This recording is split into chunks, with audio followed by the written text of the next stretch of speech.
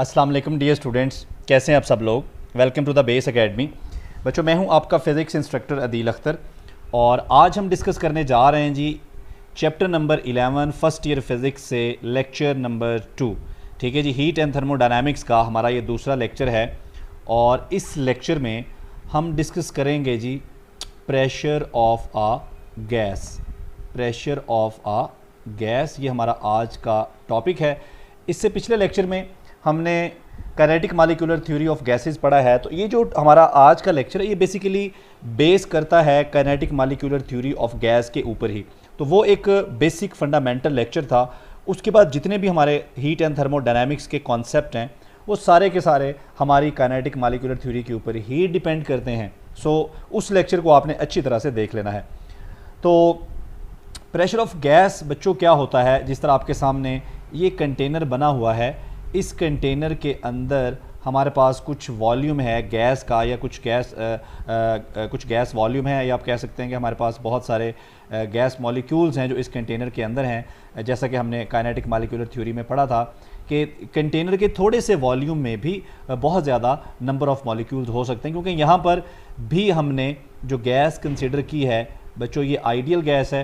और आपको पता है जो आइडियल गैस होती है उसके जो मॉलिक्यूल्स होते हैं दे आर पॉइंट पार्टिकल्स, और पॉइंट पार्टिकल्स जो हैं आपको पता है इनका साइज़ बहुत ही स्मॉल होता है। सो ये बहुत थोड़ी सी जगह पर बहुत बड़ी तादाद में आ सकते हैं। ठीक है जी।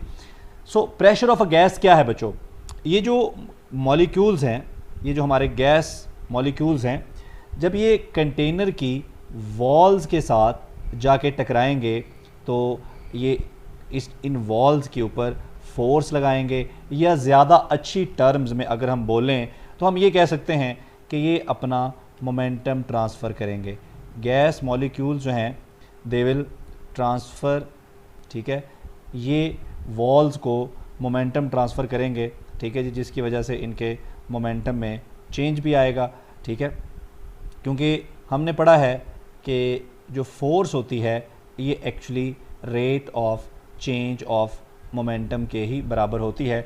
तो जब ये जाके वॉल्स के साथ टकरा रहे हैं, या दूसरे लफ्ज़ों में ये फोर्स लगा रहे हैं, तो एक्चुअली क्या हो रहा है, इनके मोमेंटम में चेंज आ रहा है, या दूसरे लफ्ज़ों में ये मोमेंटम ट्रांसफ़र कर रहे हैं to the walls of the container. ठीक है जी।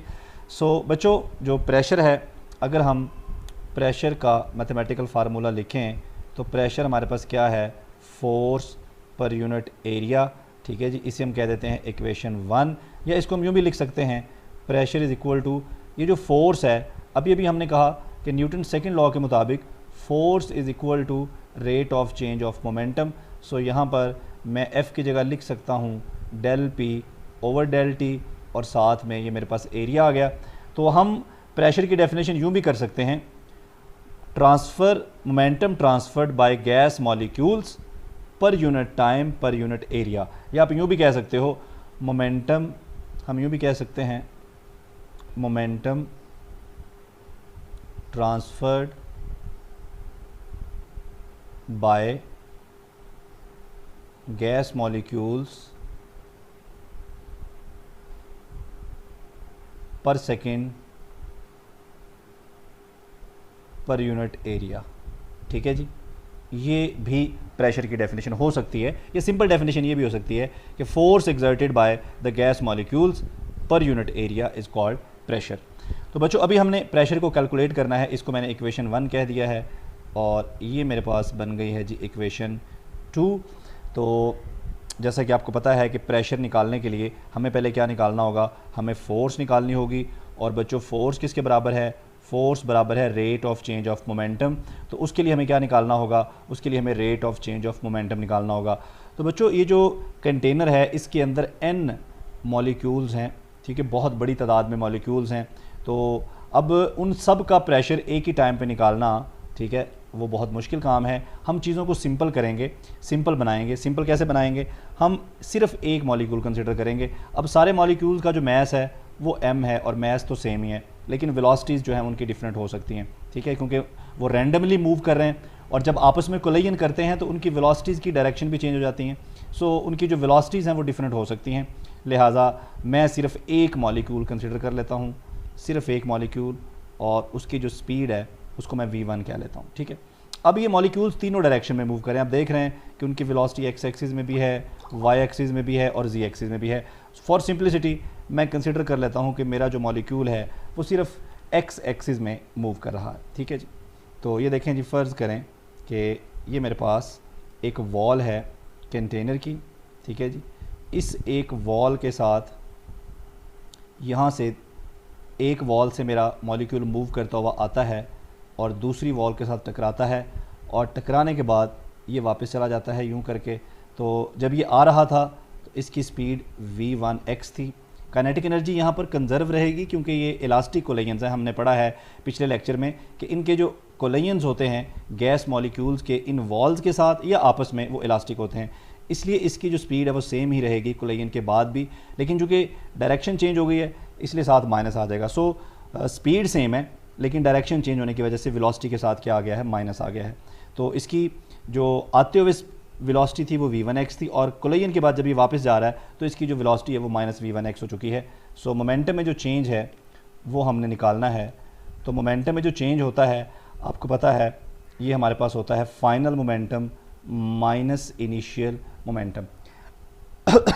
बच्चों मोमेंटम जो होता है आपको पता है वो बराबर होता है m मैस और multiply by velocity, product of mass and velocity. तो वेलोसिटी हमारे पास v1x है, ठीक है। अब फाइनल मोमेंटम और इनिशियल मोमेंटम दोनों हैं तो सेम ही, लेकिन फाइनल मोमेंटम के साथ माइनस आएगा क्योंकि वेलोसिटी के साथ माइनस है, ठीक है। तो यहाँ पर वैल्यूज़ पुट कर दीजिए बच्चों। pf की जगह मैं क्या पुट करूँगा यहाँ पर, माइनस m v1x और उसके बाद मेरे पास माइनस है, उसके बाद है pi की जगह पे मैं वही पुट करूँगा v1x। तो बच्चों ये मेरे पास क्या हो गया, माइनस 2m v1x। ये मेरे पास आ गया है चेंज इन मोमेंटम। अब मैंने निकालना है rate of change of momentum, यानी कि मुझे टाइम भी चाहिए। सो ये देखें हमारी जो इस कंटेनर की लेंथ है हर साइड की वो l है और ये x y z देख रहे हैं हमारा फ्रेम ऑफ रेफरेंस है। सो हर साइड की लेंथ हमारे पास l है, ठीक है जी।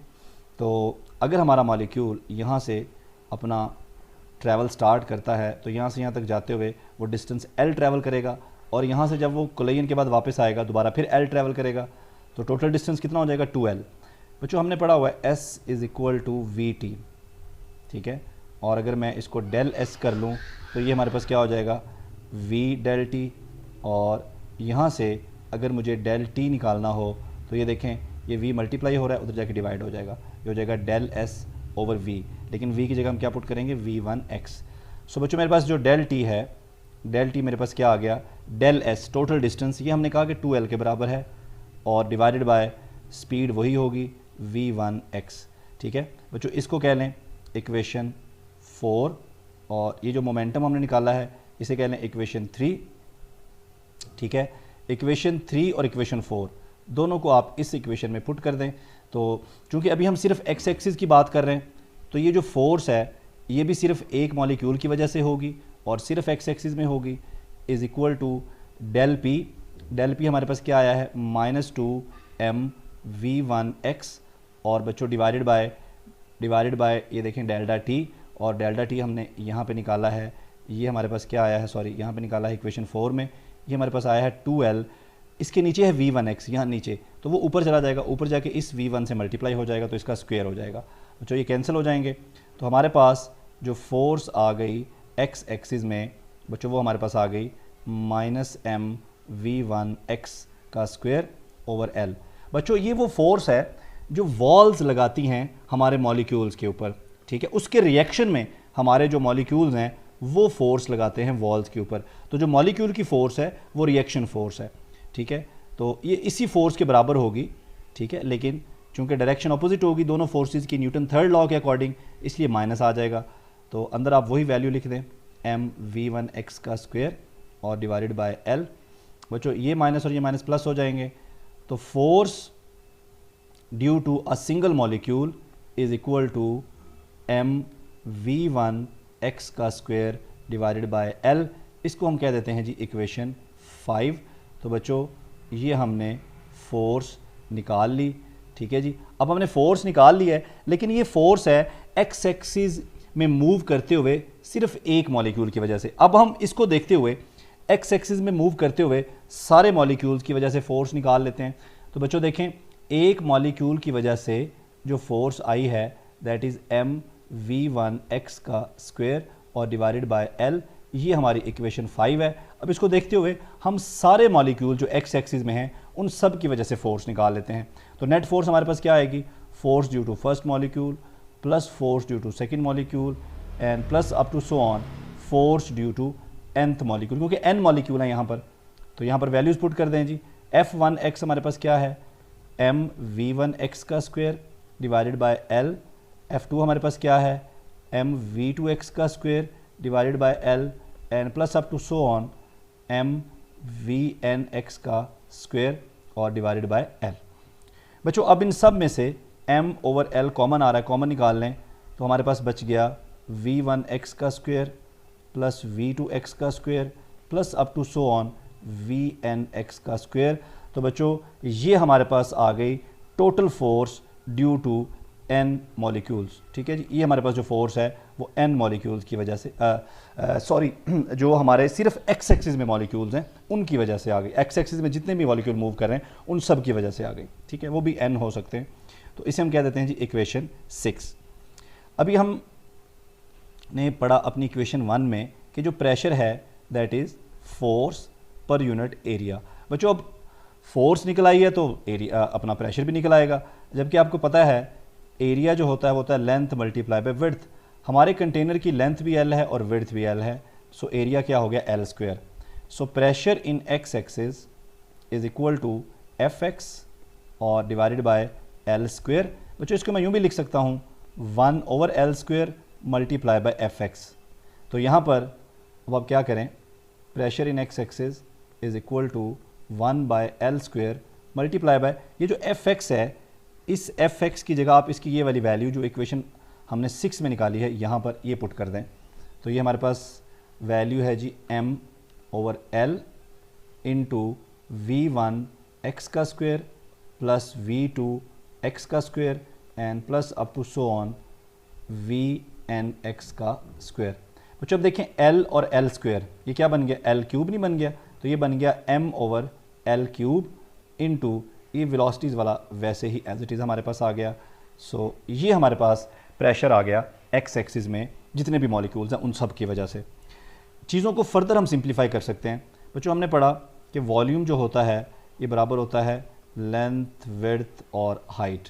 अब लेंथ भी l है हमारे कंटेनर की, विड्थ भी l है, हाइट भी l है, तो वॉल्यूम हो गया l क्यूब। ठीक है, इसके अलावा हमने ये भी पढ़ा हुआ है कि डेंसिटी जो होती है ये बराबर होती है मैस पर यूनिट वॉल्यूम। और बच्चों यहाँ पर एक मॉलिक्यूल तो नहीं है, एक्स एक्सिस में भी n मॉलिक्यूल्स हैं, सो ये आ जाएगा nm ओवर वॉल्यूम। ठीक है, अगर यहाँ से ये m ओवर वॉल्यूम को मैं अलग कर लूँ, ये n मल्टीप्लाई हो रहा है, इधर आके डिवाइड हो जाएगा, ये हो जाएगा density over n is equal to m over volume, और वॉल्यूम हमारा क्या है l क्यूब। तो बच्चों ये जो लास्ट इक्वेशन आई है हमारे पास ये वाली, इस इक्वेशन में m ओवर l क्यूब की जगह आप रो ओवर n पुट कर सकते हैं। सो पुट कर दें, हमारे पास जो प्रेशर आ गया बच्चों ये आ गया density over n into v1x का स्क्वायर प्लस v2x का square and plus up to so on vnx का स्क्वायर। बच्चों हम इसको यूँ भी लिख सकते हैं, डेंसिटी को सेपरेट लिख दें और ये n जो है ये आप इसके नीचे लिख दें। सो ये आ जाएगा हमारे पास v1x का स्क्वायर प्लस v2x का square and plus up to so on vnx का स्क्वायर, और इन सब के नीचे हम कर देते हैं जी n। अब देखें v1 क्या है, मॉलिक्यूल नंबर 1 की वेलोसिटी का स्क्वायर, मॉलिक्यूल नंबर 2 की वेलोसिटी का स्क्वायर, और जितने भी मॉलिक्यूल एक्स एक्सिस में हैं उन सब की वेलोसिटीज़ के स्क्वायर को जमा करके हम n पे डिवाइड कर दें। तो ये क्या बन गई बच्चों, ये बन गई एवरेज वेलोसिटी, यानी कि जो स्क्वायर वेलोसिटी है उसका एवरेज। तो इसको हम लिख सकते हैं average of velocities in x axis. X axis में जितनी भी वेलोसिटीज़ हैं उनकी स्क्वायर का उनका स्क्वायर है और उसकी फिर हमने एवरेज निकाली। इसको हम कह सकते हैं, इस वेलोसिटी को हम कह सकते हैं मीन स्क्वायर, क्योंकि पहले वेलोसिटी का स्क्वायर है उसके बाद एवरेज है, एवरेज को मीन भी बोलते हैं। तो इस वेलोसिटी को हम कह सकते हैं मीन स्क्वायर वेलोसिटी। सो बच्चों एक्स एक्सिस में हमारे पास जो फाइनली प्रेशर आ चुका है वो आ चुका है density multiplied by mean square velocity. ठीक है जी। अब इन चीज़ों को हम फर्दर सिंप्लीफाई कर सकते हैं। ठीक है, इसे आप कह दें जी हमारे पास इक्वेशन 6 बनी थी और ये इक्वेशन हमारी 7 है और इसे आप कह दें जी इक्वेशन 8। ठीक है जी। आगे बढ़ते हैं और इक्वेशन 8 से हम स्टार्ट करते हैं जी। इक्वेशन 8 हमारे पास बन चुकी है, pressure in x axis due to all molecules is equal to density multiply by, इसको हमने क्या नाम दिया है पीछे, मीन स्क्वायर स्पीड।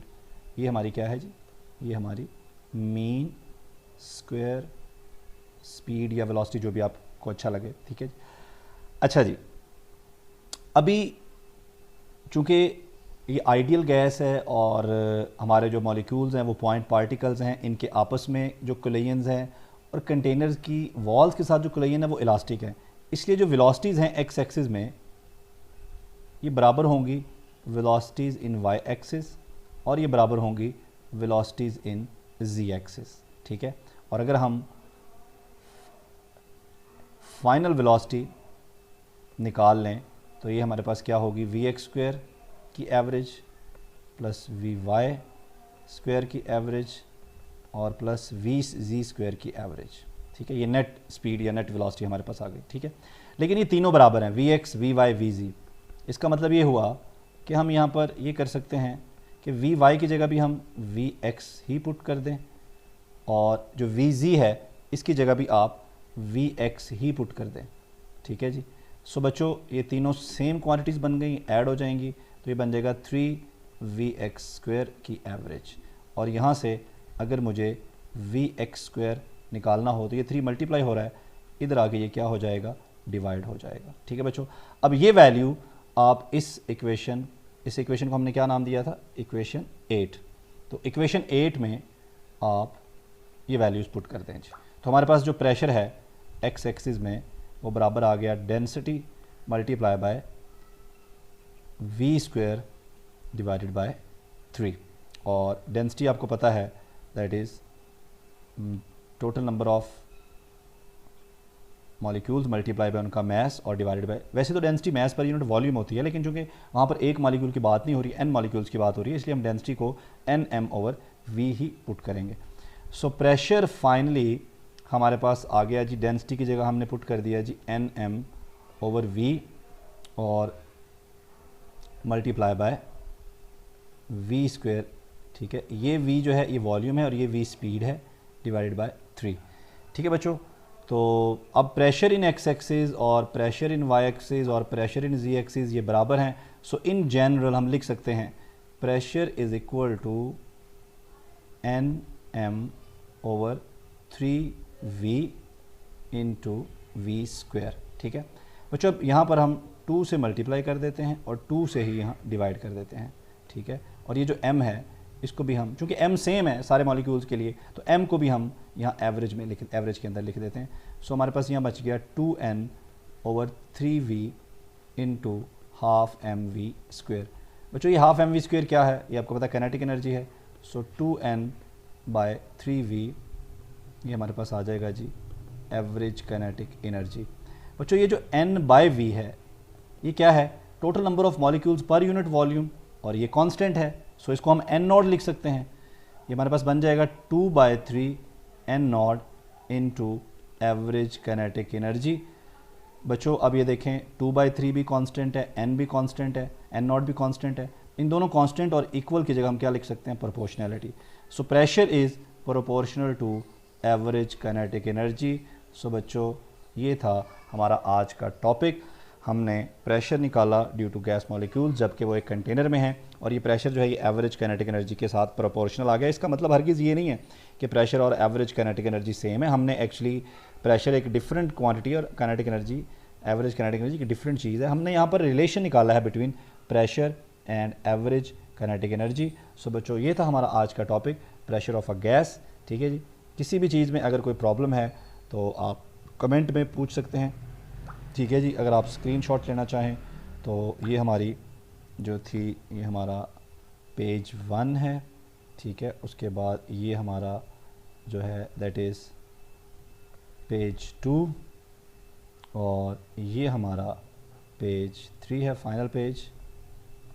ठीक है जी, सो आप इसको स्क्रीनशॉट ले सकते हैं। आज के लिए इतना ही। थैंक यू, अल्लाह हाफ़िज़।